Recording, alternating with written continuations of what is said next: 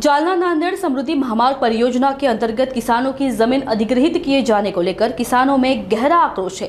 देवमूर्ति गांव के सैकड़ों किसानों ने सोमवार को जिलाधिकारी कार्यालय के सामने जोरदार प्रदर्शन करते हुए भूमि का पुनर्मूल्यांकन कर वर्तमान बाजार भाव का 5 गुना मुआवजा देने की मांग उठाई। जालना नांदेड़ समृद्धि महामार्ग के लिए भूमि अधिग्रहण में बाजार मूल्य के 5 गुना मुआवजे की मांग को लेकर देवमूर्ति गांव के किसानों ने अपने बच्चों के साथ जिलाधिकारी कार्यालय के सामने शांतिपूर्ण आंदोलन किया। किसानों ने आरोप लगाया कि सरकार उचित मुआवजा नहीं दे रही है। कड़ी पुलिस सुरक्षा में हुई इस आंदोलन के दौरान किसानों ने चेतावनी दी कि मांगे नहीं मानी गई तो वे गनिमी कावा पद्धति से आत्मदाह आंदोलन करेंगे।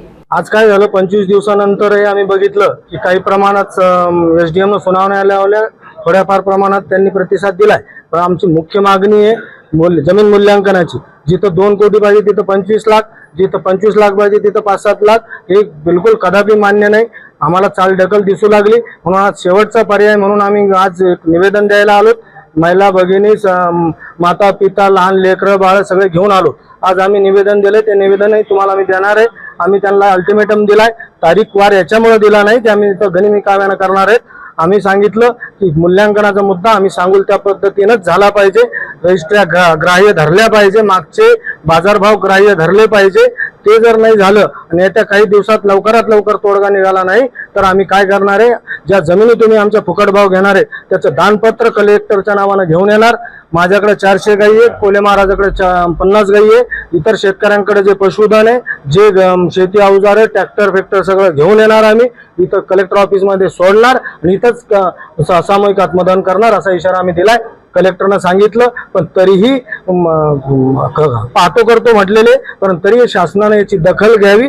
शासनाने दखल नाही घेतली तर जालना पेटेल आणि याच्यानंतर ज्या पद्धतीने हे आंदोलन पुढे जाईल ते महाराष्ट्राला परवडणार नसेल। रेडी रेकनर म्हणजे काय झालं माहितीये का, याच्यात पद्धत कशी असते की ज्या दिवशी अधिसूचना जाहीर झाली त्याच्या 3 वर्षाचे अगोदरचे रेडी रेकनर, तर रेडी रेकनर 5 वर्षापासून वाढलेले नाही, तुम्हाला आम्हाला माहिती आहे। मग ती काय शेतकऱ्याची चूक आहे का? मग त्याच्यानंतर काय करावं लागतं, जे बाजार भाव आहे त्या वर्षातले जे वाढीव रजिस्टर झाल्या, ज्यांनी पूर्ण याच्या रजिस्टर केल्या ते ग्राह्य धरायचं, त्याची सरासरी काढायची आणि त्याच्यावर मूल्यांकन ठरवायचं। यांनी मूल्य पाहिलंच नाही, सरळ सरळ जे रेट जुने ते करून 5 पट केलं आणि मोकळे झाले। आणि इकडे याला दिलं ना सिडकोला काय केलं, रेडी रेकनरच्या नंतर वाढीव बाजारभाव ग्राह्य धरले। मग 2.25 कोटी रुपये तुम्ही सिडकोला द्यायचे, सिटी पासून 15 किलोमीटरवर जायला रस्ता नाही। आणि रोडवरच्या देवमूर्ती, सिंधी काळेगाव, राममूर्ती, रामनगर या गावच्या जमिनी रोडवरच्या आज 1 कोटीला मिळत नाही, तिथून तुम्ही 10, 12, 15 लाख रुपये काढता।